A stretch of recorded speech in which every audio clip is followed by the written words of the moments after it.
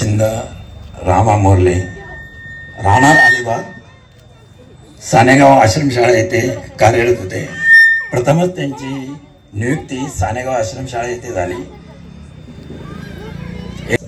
जे जे कर्मचारी त्यावेळेला त्रास देत भांडण करत त्यांना सानेगाव एक कादवण रत्नागिरीतली आणि एक कर्जतमधली पात्रज म्हणून शाळा आहे, त्या शाळेवर त्यांची नियुक्ती केली जायची आणि अशा कठीण शाळेवर पहिली त्यांची नियुक्ती झाली। आणि त्यावेळची जी परिस्थिती शाळेवर जी होती ती एवढी कडक होती की तिथे त्यांना खाण्याची पण व्यवस्था नव्हती।